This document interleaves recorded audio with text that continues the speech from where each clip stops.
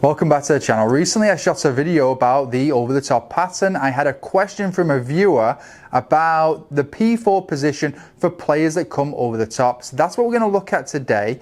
P4 to me is the transition phase. So we're going to look a little bit deeper at the transition movement that players could aspire towards if they come over the top. So great video for really any player, because we're going to look at things in the transition, which is one of the most influential times in the swing related to good golf shots. Hopefully you enjoy the video. Hopefully it helps you with your game. Thank you once again for tuning in, and thank you Paul Whalen for today's question about the P4 position for players that come over the top. So P4, just to be very clear and get us all on the same page, is the top of the backswing position, and I very much just relate that to the transition phase of the golf swing. The phase of the golf swing where some segments are moving back towards the target while the arms, the hands and the club could be reaching their top of backswing position. So trying to keep the terminology as simple as possible, but we've got segments moving both ways. Some have started the downswing and some are still completing their backswing. So that's what we're going to look at. And the transition phase, just in general, one of the most influential phases on hitting good golf shots. So it is, I find in many players, a good area to focus on and just build awareness of what good movement is in that phase. I'm going to go over some of that today. Before we get into the main content of the video, you can see I've got an indoor space set up now. I'm doing more and more online lessons. So if you do want a take from me on your own game, then go to ianmellorgolf.com and we can easily set something up. Okay, so P4 position, players that come over the top here. What I referenced in the initial video where Paul's question came from is it can be really helpful for players that come over the top to be aware of the relationship of their lead arm and their rib cage through backswing and in the transition phase, and how we want to try and eliminate or reduce the opportunity of the rib cage pushing on the lead arm, pushing the hand path and club path out front. So could be a good video if you haven't seen it to go back and watch. If not though, I find that if you went from here, you might be able to piece some of the bits together, but do go back and watch if you find this video specifically helpful. It'll give you almost a prelude to what we're talking about now. Okay, so I discussed how we want to maintain the space between the rib cage and the arm in the backswing, and then increase it in the start of the downswing for players that get that over the top pattern from the rib cage pushing on the lead arm. I was rehearsing the backswing to lead arm parallel, and that's why Paul, I believe, asked the question, could I show a visual of what it would look like at the top of backswing? So players' transitions can be very different, but I'm going to touch upon a few points here that I find really could help players with that pattern. So what I encourage in transition is from the, let's just say we'll go to the position that I was referencing last time, lead arm parallel, and now we'll go to the top. So you can see at what we would traditionally call P4, I've still got space between my rib cage and my lead arm, because by the time I got to P4, my lower body in my swing would have moved a bit towards the target or starting its downswing. It's going to be reduced. So the reason I actually, in a lot of cases, rehearse the lead arm parallel is because in a lot of good players, that's a very general guideline for when the lower body is going to start moving back to the target. So I often don't rehearse all the way to the top, purely because it wouldn't be giving the truest sense of where the segments are in space in the golf swing. So I typically rehearse just to lead arm parallel, and I also find that a lot of players, if they do a really good job to lead arm parallel with their movement, it sets them up in a really good place to transition from. So that's just two reasons why I typically will just rehearse and show to that phase. Players can just move so differently in transition just based on their anatomy, their past training, the environment they're in, the concepts they have. So many different reasons they can move differently in transition. That's why I just go to lead arm parallel and get people as clear as I possibly can at that point or at that phase in the golf swing.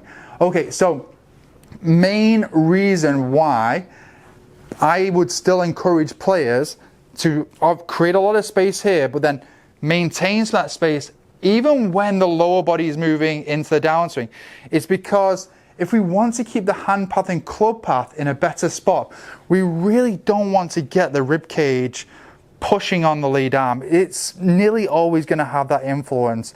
And another reason why we don't want the rib cage too much on the lead arm in the start of downswing is because it's going to create compression on the rib cage, and that's going to reduce the opportunity of rotating and moving through impact with the bigger segments as good as we could do. So we want the arms off the body, and rather than the arms getting pulled into downswing by the rib cage pushing on the arm, I would want the internal elastic system that we have, the fascial system, often referred to like a rubber band in the golf swing. I want the elasticity to almost reach a point where the arms are getting pulled down.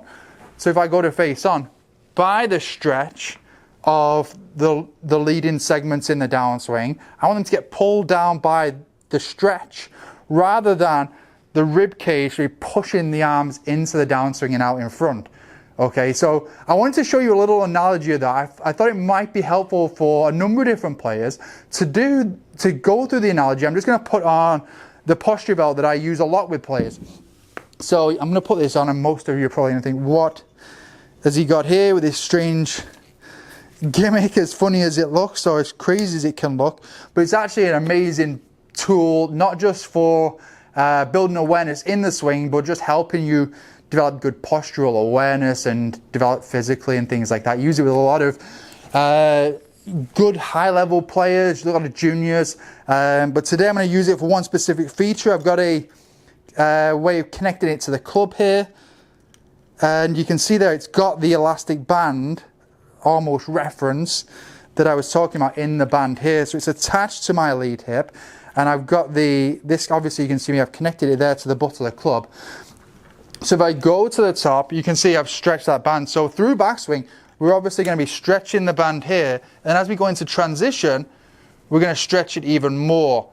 Okay, so you can see it's the stretch on that band that I want pulling the arms down, rather than, if I didn't have this on here, so I'll just clip that off quickly, rather than me getting the rib cage starting the arms in the downswing. So we want the elasticity, the stretching our body, that internal system to be starting the downswing, to start the arms in the downswing rather than the rib cage pushing on the lead arm. And that I know I really enjoy this little visual, so I'm going to show you that one more time here. So if I just clip this on the butt of the club, okay, and then I go to the top, and then I'm starting that stretch, and I'll show you down the line, because just to tie it into today's visual, I'm really maintaining the space between my lead arm and my body. You can see how much room I've got there, moving into the downswing. So at P4, to go back to Paul's question, I would very much have my arms off my body and a lot of space here. Okay, Paul, so I hope that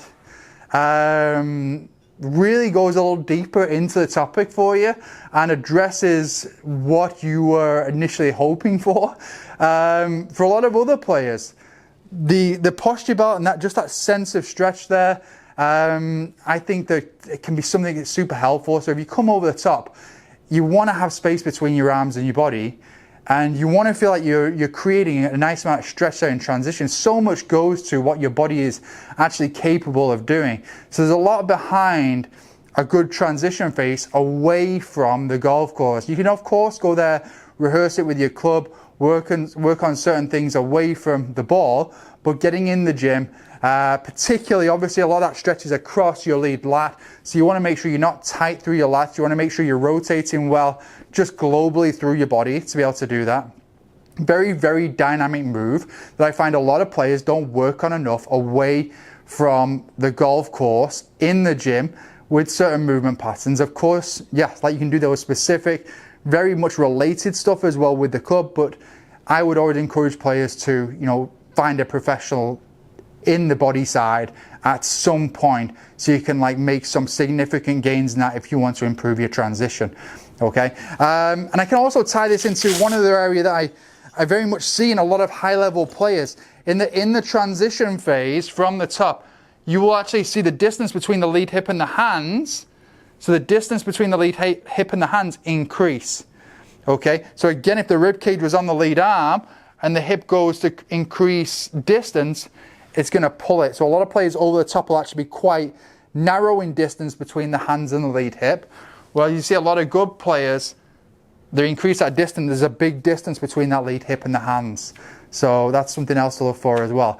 Hopefully you can take a few pieces from this video, and hopefully once again, Paul, I answered your question there. As I mentioned earlier, indoors here now, more opportunities to shoot videos for you all, do online lessons. So please do put your questions in the question box there, or contact me on Instagram as well.